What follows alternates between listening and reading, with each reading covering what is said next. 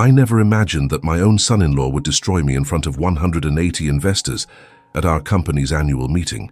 But there I was, standing behind the mahogany podium my father had built with his own hands 43 years ago, listening to Max Peterson call me a dishonest parasite. Please subscribe to the channel and write in the comments what city you're watching from.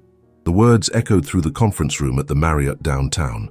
Every face in that audience belonged to someone I had worked with, built relationships with, trusted with my family's legacy. Investment partners, board members, long-time clients who had watched me grow this construction company from 12 employees to over 300. Now they were all staring at me, with expressions ranging from confusion to barely concealed disgust. Max stood up from his seat in the front row, his perfectly pressed navy suit making him look every inch the successful executive he pretended to be. At 31, he had the kind of confident swagger that came from never having built anything himself, never having calluses on his hands, never having worried about making payroll during lean months. "Ladies and gentlemen," Max announced, his voice carrying clearly through the silent room, "I think we all deserve to know the truth about Donald Mitchell's management of this company over the past 5 years." My heart started pounding so hard I could feel it in my throat. Sarah, my daughter, sat 3 rows back with her arms crossed, nodding slightly at her husband's words. The woman I had raised, taught to drive, walked down the aisle just 4 years ago, was watching my public execution with approval. "The man standing before you," Max continued, "has been systematically draining resources from Mitchell Construction for his own personal benefit. While hard-working employees struggled with delayed paychecks, Donald was approving luxury expenses for himself and his close associates." I gripped the edges of the podium, my knuckles turning white. The lies were so smoothly delivered, so professionally packaged, that I could see doubt creeping into faces I had known for decades. Frank Morrison, who had been my father's first major client, shifted uncomfortably in his seat. Linda Chen, whose own company had grown alongside ours, avoided making eye contact with me. Furthermore, Max's voice grew stronger, more authoritative. "Financial records will show a pattern of questionable contracts awarded to companies with personal connections to the Mitchell family, often at inflated prices that cost our investors significant returns." The room felt like it was closing in around me. Sweat beaded on my forehead despite the air conditioning. This was worse than anything I had imagined when I first started noticing the strange conversations that ended abruptly when I entered rooms, the way Sarah had become distant and critical over the past year. "I have documentation," Max announced, pulling out a thick folder, "that will demonstrate how Donald Mitchell has put his own interests above those of this company and everyone in this room who trusted him with their investments." That was when I reached into my jacket pocket and pulled out the small digital recorder I had been carrying for the past 3 weeks. The device that held Max's own words, recorded during what he thought was a private conversation with my nephew David just 6 days ago. "Play the video," I said quietly into the microphone. The room fell completely silent. Max's confident expression flickered for just a moment, uncertainty flashing across his features. "I'm sorry," he said, his voice slightly less steady than before. "Jennifer," I called to my assistant, who was standing near the projection equipment at the back of the room, "please play the video we prepared." Max's face went pale. He started moving toward the equipment, his polished shoes clicking urgently against the marble floor. "There's no need for any videos. The documentation I have clearly shows—" "Play it," I repeated, my voice carrying the authority of someone who had been running this company since before Max was old enough to drive. The lights dimmed and the projection screen flickered to life. Max tried desperately to reach the projector, but Jennifer had already pressed play. His own voice filled the room, crystal clear through the sound system. "The old man has no idea what's coming," Max's recorded voice said with casual cruelty. "By the time we're finished, he'll be so discredited that the board will have no choice but to remove him. Sarah's been perfect, questioning every decision he makes, making him look unstable in front of the management team."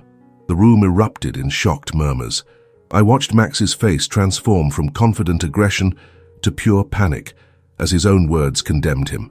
Sarah's expression shifted from supportive smugness to dawning horror as she realized what she was hearing. "David, you have to understand," Max's voice continued on the recording. "This isn't just about getting control of the company. It's about making sure Donald never recovers from this. He needs to be completely broken, financially and emotionally. Only then can we rebuild Mitchell Construction the way it should be run. The recording captured David's uncomfortable laugh, followed by his question, "And Sarah's okay with destroying her own father like this?" "Sarah doesn't know the full extent of the plan," Max replied with chilling calculation. "She thinks we're just pushing him toward retirement.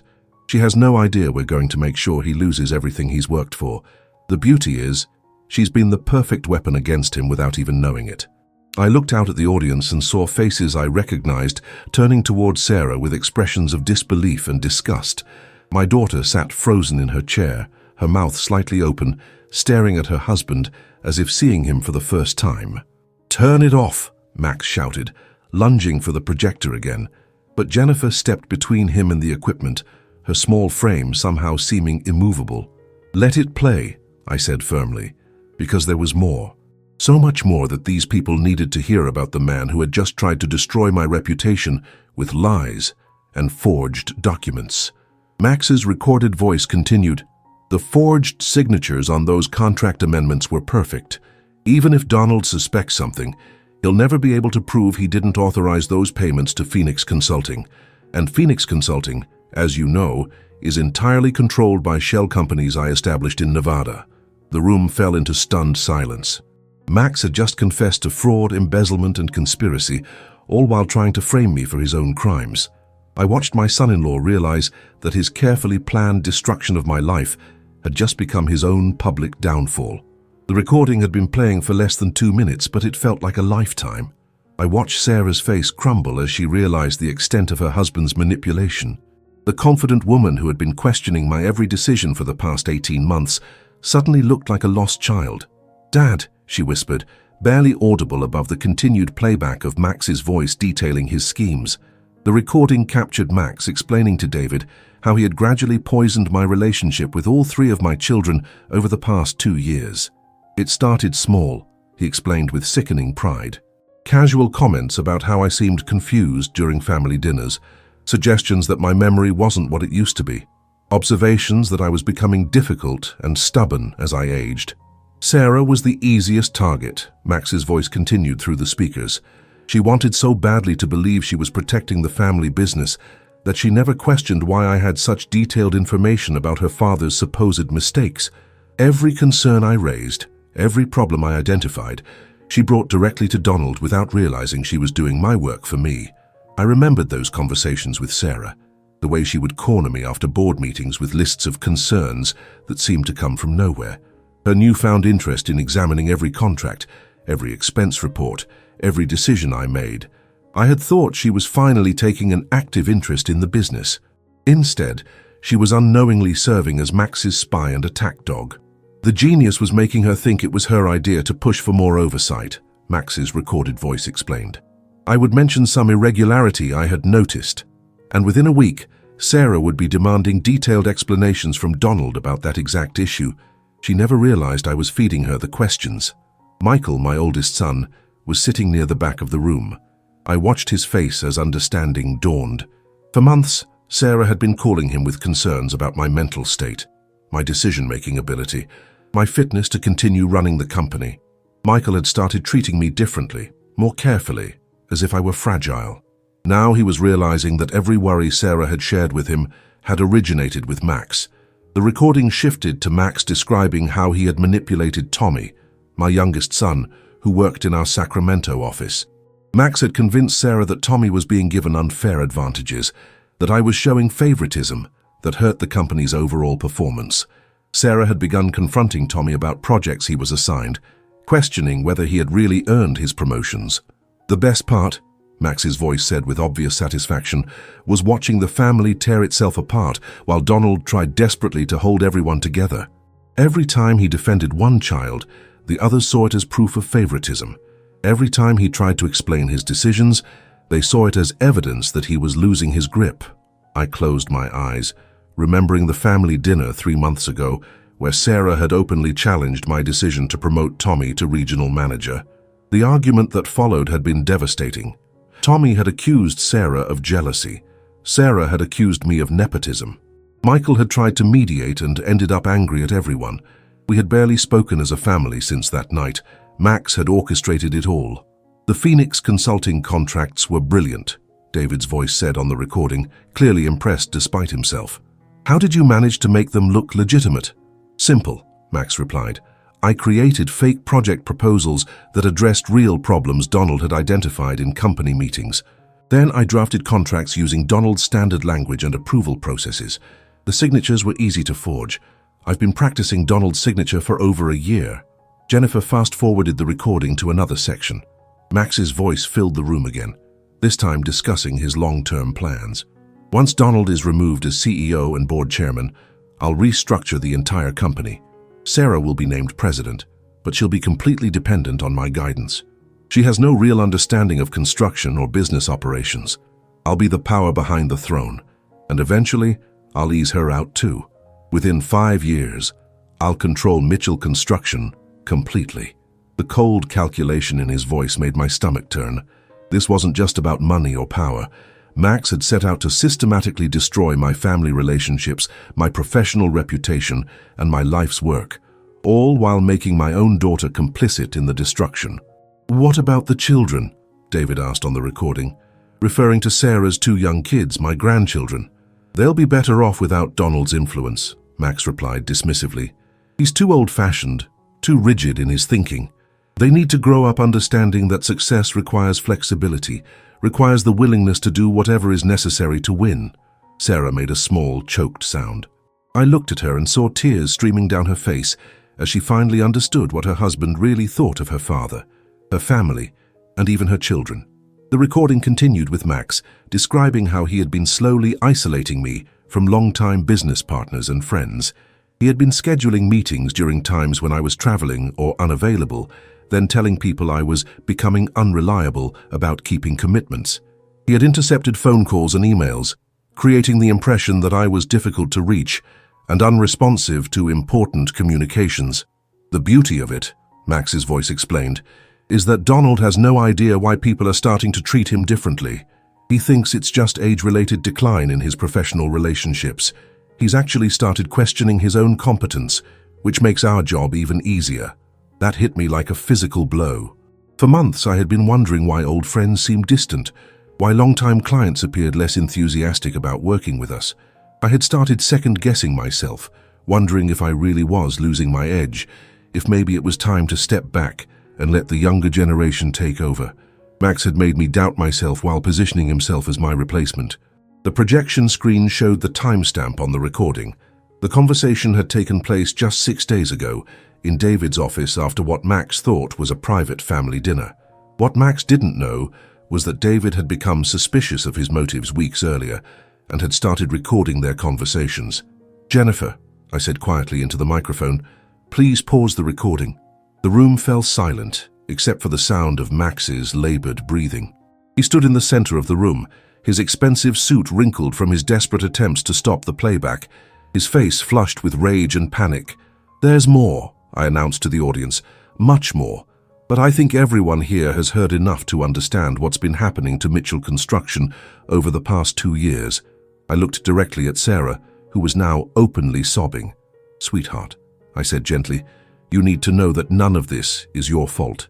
You were manipulated by someone who claimed to love you. Then I turned to address the entire room. Ladies and gentlemen, the Phoenix consulting contracts that Max mentioned in his confession represent approximately $240,000 in fraudulent billing over the past 18 months.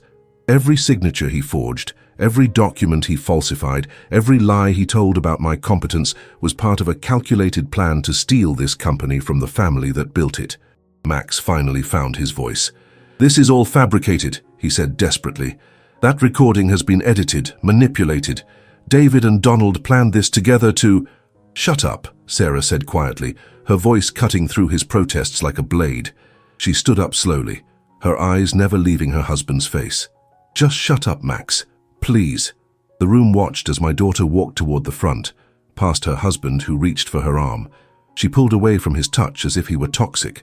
Dad, she said, looking up at me with red-rimmed eyes, I'm so sorry, I'm so very sorry. I stepped down from the podium and wrapped my arms around my daughter, feeling her body shake with sobs against my chest. Over her shoulder, I could see Max standing alone in the center of the room, surrounded by 180 people who now knew exactly what kind of man he really was. But the confrontation was far from over. Max still had cards to play, and I had more recordings that would reveal the full scope of his betrayal. Sarah pulled away from my embrace and turned to face the room full of investors and board members. Her makeup was ruined, her professional composure completely shattered, but there was something new in her posture, a strength I hadn't seen in months. "I need everyone here to understand something," she said, her voice growing steadier with each word. "For the past year and a half, I have been questioning my father's decisions, challenging his leadership and undermining his authority in this company. I did this because I believed I was protecting our family business from incompetent management." The room remained completely silent. Max stood frozen near the projection screen, his face pale and desperate. "Every concern I raised," Sarah continued, "every problem I identified, every criticism I made of my father's leadership came directly from my husband. Max would present me with what appeared to be evidence of poor decisions or financial irregularities, and I would confront my father without ever questioning where that information originated." Frank Morrison, one of our oldest investors, leaned forward in his seat. "Sarah, are you saying you had no independent knowledge of these supposed problems?" "None," she replied firmly. "Max convinced me that my father was becoming forgetful, making poor choices, and that as his daughter, I had a responsibility to intervene before he damaged the company beyond repair. I thought I was being a responsible family member and business partner." She turned to look at Max, and the pain in her expression was devastating to witness. "What I was actually doing was serving as a weapon against my own father, wielded by a man who was systematically stealing from our company while making me complicit in his crimes." "That's not true," Max said frantically, finally finding his voice. "Sarah, you know that's not true. You saw the problems yourself. You identified issues with your father's management that had nothing to do with anything I said." "Did I?" Sarah's voice turned cold. "Let me ask you something, Max. Do you remember the Riverside Shopping Center project? The one where I accused Dad of approving substandard materials to save money?" Max's eyes darted nervously around the room. "Of course. That was a clear example of Donald cutting corners to inflate profit margins." "Except it wasn't," Sarah said. "I went back and reviewed all the documentation yesterday after David called me with concerns about your behavior. The materials my father approved were exactly what the client requested and precisely what our contract specified. The substandard materials you showed me were from a completely different project, one we completed 3 years ago for a different client with different specifications." The room erupted in surprised murmurs. I watched Max's confidence crumble as Sarah methodically dismantled his deception. "You created a false narrative," Sarah continued, "using documents from old projects taken out of context to make current decisions look incompetent or corrupt. And I believed you because I trusted you, because you were my husband, and I thought you had our family's best interests at heart." Jennifer stepped forward from her position near the projection equipment. "Mr. Mitchell, should I play the second recording now?" I nodded. "Please do. Everyone needs to hear this." The screen flickered back to life, and Max's voice filled the room again. But this recording was different. It was a phone conversation between Max and someone called Richard, discussing something that made my blood run cold. "The beauty of using Sarah as the primary attack vector," Max's voice explained, "is that she's doing all the emotional heavy lifting for us. She's the one confronting Donald. She's the one demanding explanations. She's the one creating family conflict. When this all comes out, she'll be the one who looks responsible for his downfall." Richard's voice responded, "And you think she'll never figure out she was being manipulated?" "Even if she does," Max replied with chilling calculation, "it'll be too late. She'll have already destroyed her relationship with her father, alienated her brothers, and positioned herself as the family member who was actively working against the company's leadership. When Donald is removed, Sarah will be so desperate to make amends that she'll agree to whatever leadership structure I propose." Sarah's face went white. She gripped the back of a nearby chair for support as she heard her husband discuss using her as a disposable tool in his scheme. "The ultimate goal," Max continued on the recording, "is complete control of Mitchell Construction. Sarah thinks she'll be inheriting leadership of the company, but she has no real understanding of construction, finance, or business operations. I'll be the actual decision maker while she serves as a figurehead, and if she ever becomes a problem, I'll have plenty of evidence of her complicity in undermining Donald's leadership to ensure her cooperation. The recording captured Richard's uncomfortable laugh. That's pretty cold, man. Using your own wife like that. Business is business, Max replied without hesitation. Sarah served her purpose in giving me access to company information and family dynamics. Now she'll serve her purpose as a transition figure while I consolidate power. After that, she'll serve her purpose as the mother of my children and the keeper of my home. Everyone has their role to play. Sarah made a sound that was half sob, half gasp. She looked around the room with the expression of someone who had just realized she was living in a nightmare. Michael stood up from his seat near the back. "Sarah," he called out, his voice gentle but firm. "This isn't your fault. None of us saw what he was really doing." Tommy had been sitting quietly until now, but he rose and walked toward the front of the room. "Dad," he said, looking directly at me, "I owe you an apology. Sarah's been calling me for months, questioning every project I work on, every decision you make regarding the Sacramento office. I started thinking maybe she was right. Maybe you were showing me favoritism that was hurting the company." He turned to face Max. "But it was you, wasn't it? You were feeding her those concerns, making her think Dad was treating me unfairly, causing conflict between all of us." Max tried to regain control of the situation. "You're all overreacting. Those recordings are taken out of context. They don't prove anything illegal, or they prove you forged Donald's signature," Frank Morrison interrupted, standing up from his seat. "They prove you created fraudulent contracts using company resources. They prove you systematically deceived our board about the CEO's competence while stealing from the company yourself." Linda Chen joined the conversation. "Max, I've been investing with Mitchell Construction for 12 years. Donald Mitchell has never given me a reason to question his integrity or his judgment.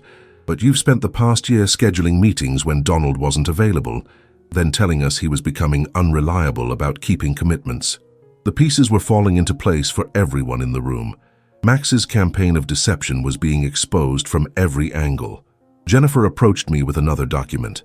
"Mr. Mitchell, the forensic accounting report came back this morning. Should I distribute copies?" I nodded, and Jennifer began handing out bound reports to the board members and major investors. The room filled with the sound of pages turning as people reviewed the financial evidence of Max's theft. "What you're looking at," I announced, "is a complete analysis of the Phoenix consulting contracts, along with documentation of forged signatures, falsified project reports, and misappropriated funds. The total amount Max stole from Mitchell Construction over the past 18 months is $267,000. Sarah was reading over Frank Morrison's shoulder, her face growing paler with each page. "Max," she said quietly, "this shows you created fake invoices for services that were never provided. You billed the company for construction materials that were never purchased. You approved payments to contractors who never worked on our projects." "That's impossible," Max said, but his voice lacked conviction. "There must be mistakes in the analysis." "The mistakes were yours," I replied. "You forged my signature, but you used the wrong pen. You created fake invoices, but you used invoice numbers that didn't match our accounting system sequence. You falsified dates on documents, but you chose dates when I was traveling and couldn't have signed them." Max looked around the room desperately, searching for any sympathetic face, any possible ally. He found none. "You also made one critical error," I continued. "You assumed that because I'm 53 years old, I must be losing my edge, becoming careless, easy to deceive. You underestimated the man whose company you tried to steal." Sarah walked slowly toward her husband, holding the forensic accounting report. "Max," she said, her voice barely above a whisper, "did you really think I would never find out? Did you really believe you could destroy my father, steal from his company, and use me as your weapon without any consequences?" For the first time since the recordings began playing, Max seemed to realize the full scope of his situation. He wasn't just facing exposure of his theft. He was facing the complete destruction of his marriage, his career, and his freedom. "Sarah, please," he said, reaching toward her. "Let me explain. Let me tell you what really happened." She stepped back from his outstretched hand. "What really happened," she said with quiet finality, "is that I trusted the wrong person and betrayed the right one.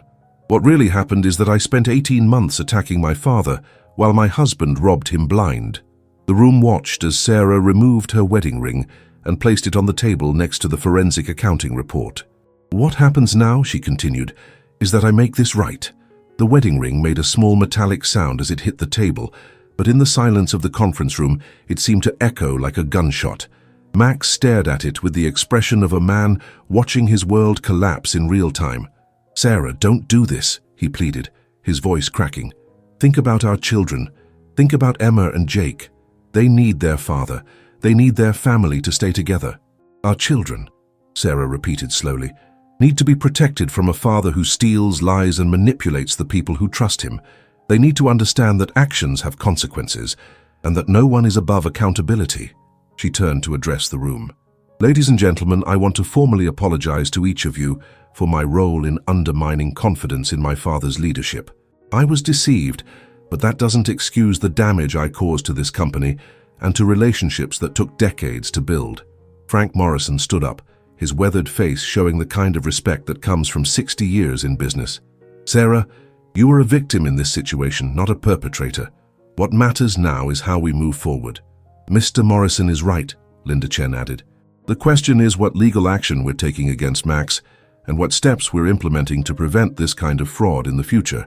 I looked at Max, who was now sitting heavily in a nearby chair, his head in his hands. Despite everything he had done to me, to my family, to my company, I felt a strange mixture of anger and pity, watching him realize the magnitude of his downfall. "Max," I said quietly, "you have exactly one opportunity to minimize the legal consequences you're facing. I want you to provide a complete written confession, detailing every fraudulent transaction, every forged document, every lie you told about my competence or the company's operations." He looked up at me with red-rimmed eyes. "And if I do that, if you provide full cooperation and make complete financial restitution, I'll recommend that the district attorney consider reduced charges. If you don't, I'll pursue prosecution to the fullest extent of the law, including charges for conspiracy, fraud, forgery, and embezzlement." Sarah walked over to where I was standing. "Dad, there's something else you need to know. Something I discovered when I went through our home office last night after David called me." She handed me a manila folder that I recognized from my own filing system. "These are photocopies of confidential company documents that Max had hidden in our house. Strategic planning reports, client contracts, financial projections, personnel files." I opened the folder and felt my stomach drop. These were some of our most sensitive business documents, including bid information for projects we were competing for with other construction companies. "He was planning to use this information to start his own company," Sarah continued. "I found business cards that had already been printed for Peterson Construction Services. He had a business plan, startup funding arranged, and a list of Mitchell construction clients he intended to contact once he gained control of our company. The betrayal ran even deeper than I had imagined. Max hadn't just been stealing money and undermining my leadership. He had been positioning himself to destroy Mitchell Construction entirely while stealing our clients and our business strategies." Tommy stepped forward, his face dark with anger. "Dad, remember when we lost the Highland Mall renovation project to that new company last month? The company that somehow knew our exact bid amount and came in just $5,000 lower. Peterson Construction Services," I said grimly, the pieces clicking into place. "Max was already operating his competing business while working for us," Michael added, having heard enough to understand the full scope of the conspiracy. "He was using insider information to undercut our bids and steal our clients." Max finally spoke, his voice hollow and defeated. "It wasn't supposed to happen like this. I was going to build something better, something more efficient. Mitchell Construction was stuck in the past, using outdated methods, missing opportunities. So you decided to steal it," Sarah said flatly. "You decided to destroy my father's reputation, fracture our family, and take everything he spent 40 years building." "I was trying to save it," Max protested weakly. "Donald was making decisions that were going to bankrupt the company within 5 years. The industry is changing, and he refused to adapt." "What specific decisions?" I asked. "What evidence do you have that my management was bankrupting this company?" Max opened his mouth to respond, then closed it again. The room waited in silence as he realized he had no answer because there was no evidence. The company was profitable, growing, and financially stable. His entire justification for stealing from us was built on lies. Jennifer approached with another document. "Mr. Mitchell, this just came back from our attorney. The restraining order has been approved." I took the papers and looked at Max. As of this moment, you are legally prohibited from entering any Mitchell construction property, contacting any company employees, or accessing any company systems or documents. Security will escort you from this building, and any attempt to return will result in your immediate arrest." "You can't do this," Max said, his desperation turning to anger. "I have rights, I have legal protections, I'm Sarah's husband." "You're Sarah's soon-to-be ex-husband," Sarah corrected him, "and you're a criminal who stole from my family's company. Your rights end where your crimes begin." 2 security guards entered the conference room, clearly having been summoned by Jennifer. They were polite but firm as they approached Max. "Sir, we need you to come with us," one of them said. "You can collect your personal belongings from your office under supervision, and then you'll be escorted from the building." Max stood up slowly, looking around the room one final time. His eyes met mine, and for a moment I saw something that might have been genuine remorse. But it was too late for remorse. The damage was too extensive, too calculated, too cruel. "Donald," he said quietly, "I want you to know that I never intended for it to go this far. I never wanted to hurt Sarah or the kids." "But you did hurt them," I replied. "You used my daughter as a weapon against her own father. You made her complicit in your crimes. You damaged relationships that may take years to repair. And you did it all while pretending to be a loving husband and son-in-law." The security guards began moving Max toward the door. As he reached the threshold, he turned back one last time. "Sarah," he called out, "please don't let them turn Emma and Jake against me. Whatever happens between us, they're still my children." Sarah looked at him with an expression I had never seen before. Cold, distant, final. "Emma and Jake," she said clearly, "will grow up understanding that their father chose crime over family, lies over love, and personal gain over the people who trusted him. They'll learn that actions have consequences, and that no relationship survives betrayal of this magnitude." The door closed behind Max and the security guards, leaving the conference room in profound silence. 180 investors, board members, and business partners had just witnessed the complete destruction of a man who had tried to steal everything from the family that had welcomed him. Frank Morrison was the first to speak. "Donald, I think I speak for everyone here when I say we have complete confidence in your continued leadership of Mitchell Construction.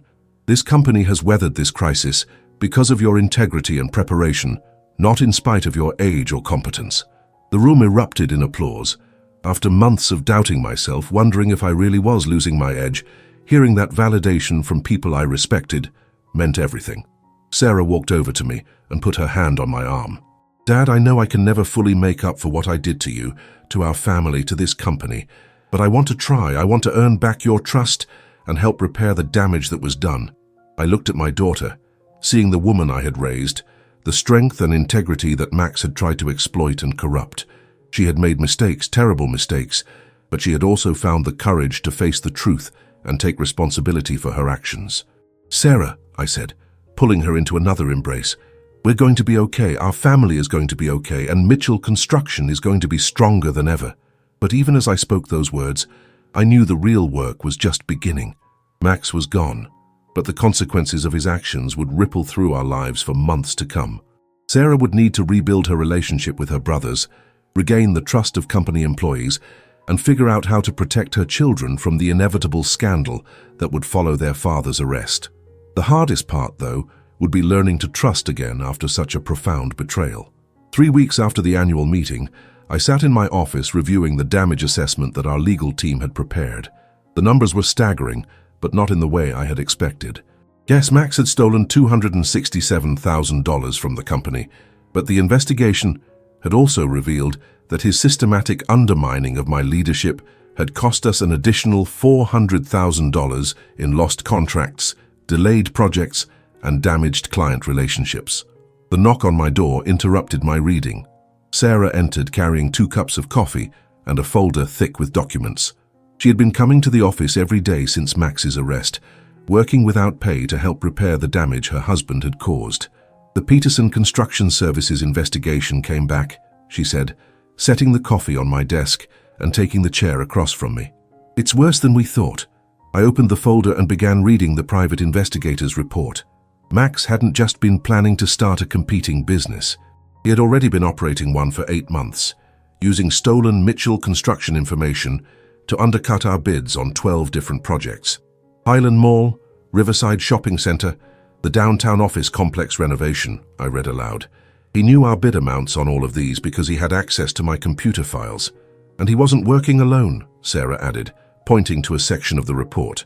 Richard Kostova, his college friend, was the silent partner providing startup funding. They had plans to expand Peterson Construction Services statewide within 2 years, using our client list and business strategies.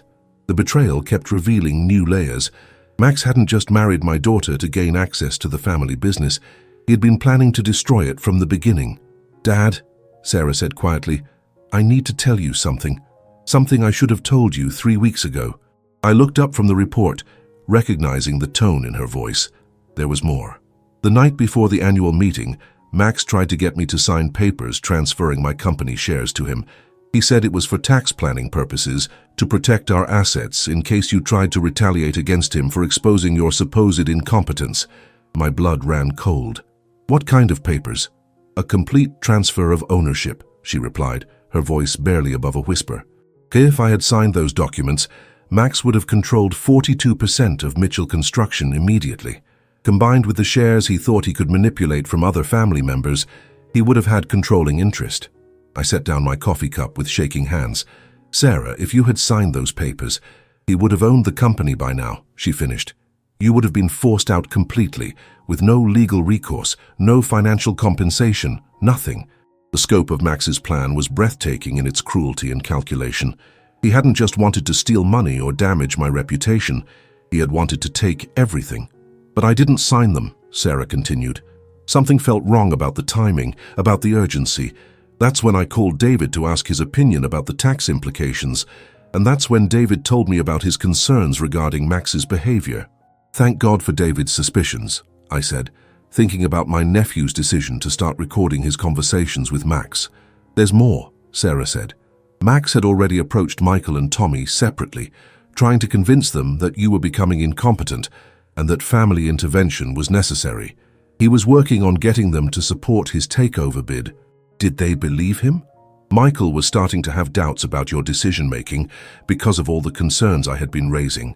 Tommy was more skeptical, but Max was persistent. He had scheduled individual meetings with both of them for the week after the annual meeting. I realized how close we had come to complete family destruction. If Max's plan had succeeded, I wouldn't just have lost the company.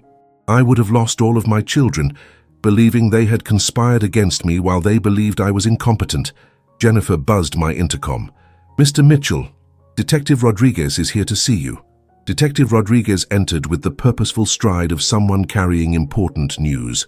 "Mr. Mitchell, Ms. Peterson, I wanted to update you on the criminal investigation."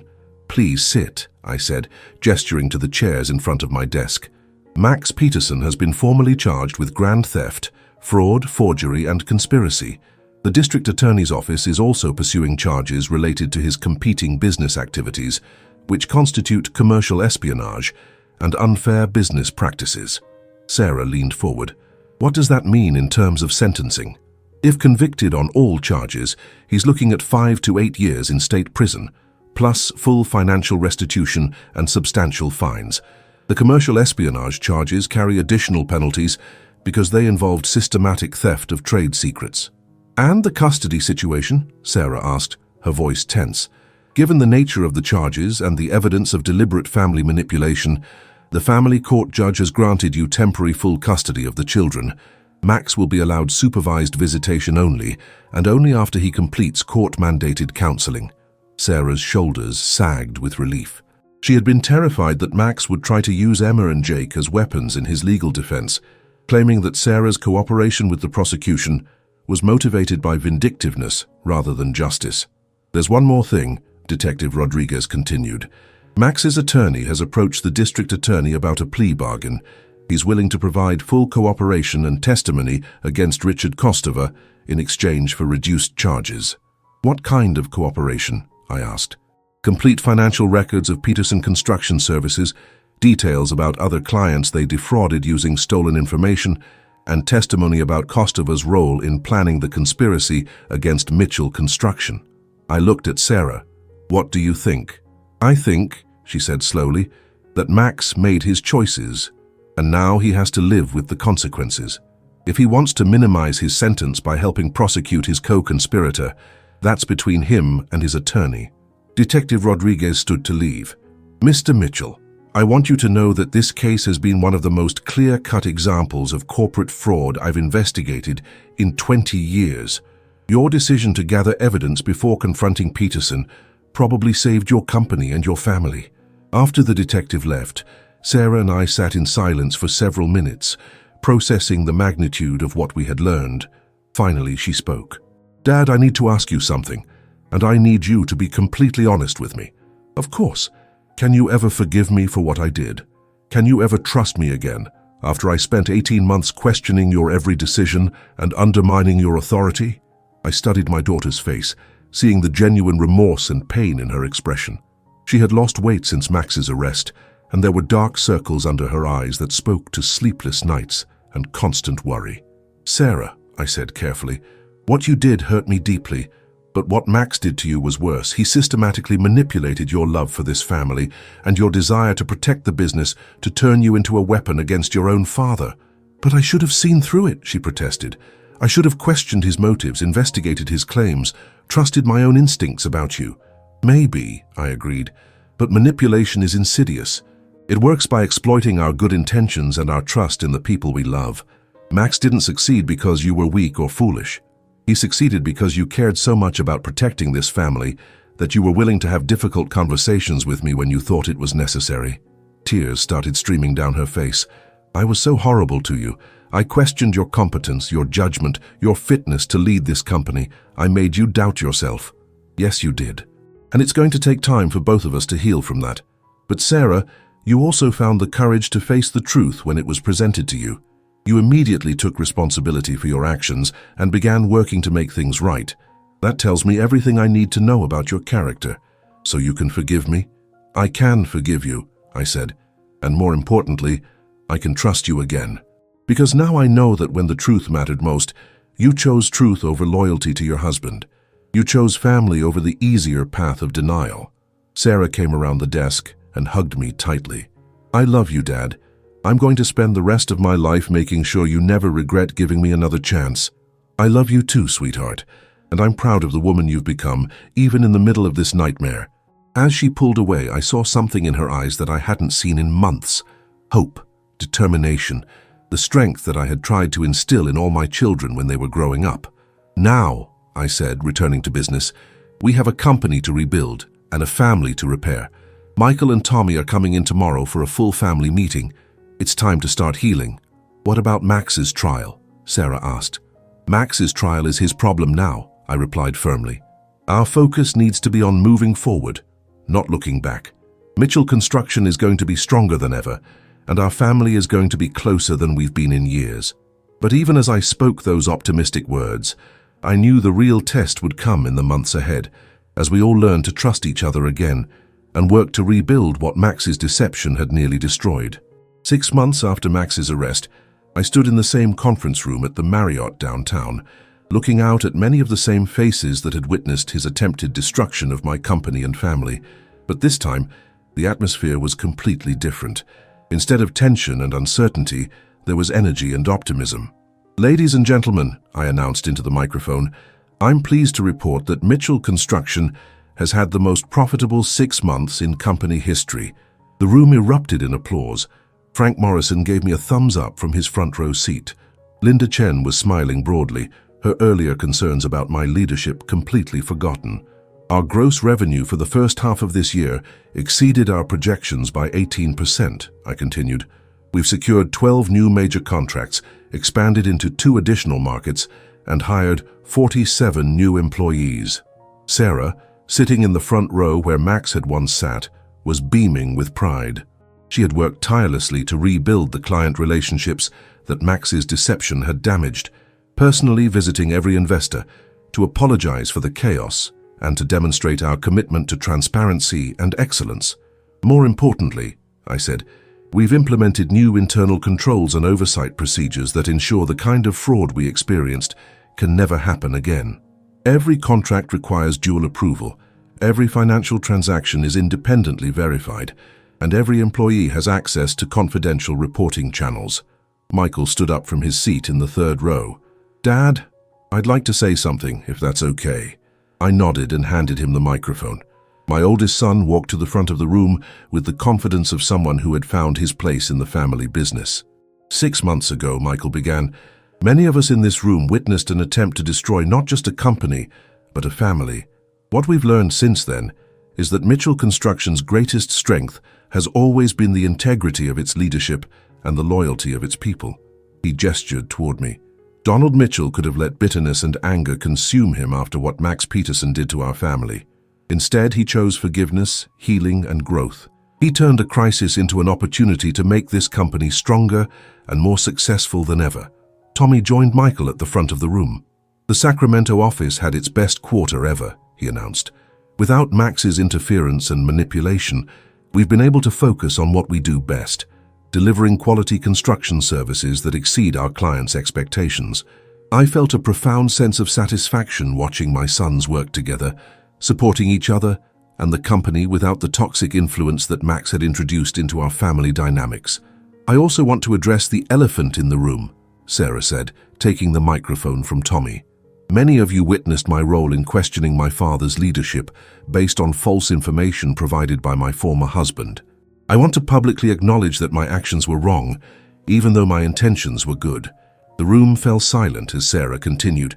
"I've learned that trust, once broken, must be earned back through consistent action over time. For the past 6 months, I've worked without salary to help repair the damage that was done. I've personally contacted every client, every vendor, every business partner to apologize for the chaos and to demonstrate our renewed commitment to excellence." She looked directly at me. "More importantly, I've learned to trust my father's judgment and experience, while also learning to verify information independently rather than accepting it blindly from any source." Frank Morrison stood up. "Sarah, I think I speak for everyone here when I say that your response to this crisis has been exemplary. You've shown courage, integrity, and dedication that reflects the values this company was built on." The applause that followed was warm and genuine. Sarah had not only earned back the respect of our business partners, but she had also proven herself as a leader in her own right. Jennifer approached the podium with an envelope. "Mr. Mitchell, this just arrived from the district attorney's office." I opened the envelope and scanned the contents. "Ladies and gentlemen, I have an update on the criminal prosecution of Max Peterson. He has been sentenced to 6 years in state prison, followed by 3 years of supervised probation. He's also been ordered to pay full restitution of $537,000, plus court costs and fines." The room murmured with satisfaction. Justice had been served. Richard Kostova, his business partner, received a similar sentence for his role in the conspiracy. Peterson Construction Services has been permanently dissolved, and both men are prohibited from working in the construction industry for 10 years following their release. But the real victory wasn't Max's imprisonment. The real victory was what our family had built from the ashes of his betrayal. "I want to share something personal with all of you," I said, setting aside my prepared remarks. 6 months ago, I questioned whether I was really losing my edge, whether I was too old to effectively lead this company. Max's manipulation had been so systematic that I started doubting my own competence. Sarah wiped away a tear as I continued. "What I've learned is that experience, integrity, and the ability to build trust with good people are more valuable than youth or cleverness. This company succeeded not because I'm perfect, but because I surrounded myself with honest employees, loyal partners, and family members who ultimately chose truth over deception." Michael returned to the microphone. "Dad, there's one more announcement we need to make." He nodded to Sarah, who joined him at the front of the room. "Effective immediately," Michael said. "Sarah Mitchell Peterson will be promoted to Executive Vice President of Client Relations, with primary responsibility for business development and strategic partnerships. And Tommy Mitchell will be promoted to Regional Operations Manager," Sarah added, "with oversight of all construction projects west of the Mississippi River." The room erupted in applause again. I felt a profound sense of pride watching my children step into leadership roles they had earned through their own merit and dedication. "Which brings me to my final announcement," I said, retaking the microphone. "While I intend to remain as CEO and chairman of the board for the foreseeable future, I'm implementing a formal succession plan that will gradually transition operational responsibility to the next generation of Mitchell family leadership. I looked out at the audience of investors, employees, and business partners who had supported us through the crisis. Mitchell Construction has survived and thrived for 43 years because we've always put relationships and integrity ahead of short-term profit. That will never change. After the meeting ended and the crowd began to disperse, I found myself alone with my 3 children for the first time since before Max's manipulation had driven wedges between us. "Dad," Sarah said quietly, "do you remember what you told me when I was 12 and I broke Mom's favorite vase trying to dust it?" I smiled at the memory. "I told you that accidents happen, but lying about them makes everything worse. And you said that the measure of a person's character isn't whether they make mistakes, but how they respond when their mistakes are discovered." "That's right. I think I finally understand what you meant," she said. Max's character was revealed by how he responded to his opportunities and challenges. He chose deception, manipulation, and theft. But our family's character has been revealed by how we responded to his betrayal. Tommy put his arm around his sister's shoulders. "We chose honesty, forgiveness, and hard work." Michael nodded. "And we chose each other." I looked at my children, seeing the adults they had become, the leaders they were growing into, the family we had rebuilt from the wreckage of Max's betrayal. The pain of the past 18 months was still there, but it was overwhelmed by gratitude for what we had learned about ourselves and each other. "Your mother would be proud," I said, thinking about the woman who had helped me build this company and raise these remarkable children. She always said that the true test of a family isn't whether they face challenges, but whether they face them together. Sarah smiled. "We faced this one together, didn't we?" "Yes," I replied, pulling all 3 of my children into a group hug. "And we're stronger because of it." Outside the conference room windows, the sun was setting over the city where my father had started Mitchell Construction 4 decades ago. Tomorrow there would be new challenges, new projects, new opportunities to prove ourselves. But tonight, I was simply grateful to be surrounded by family members I could trust, in a business built on principles that had withstood the test of betrayal and emerged stronger than ever. Max Peterson had tried to destroy everything I had worked for. Instead, he had given me the opportunity to discover what really mattered: integrity, family, and the kind of success that can't be stolen because it's built on truth.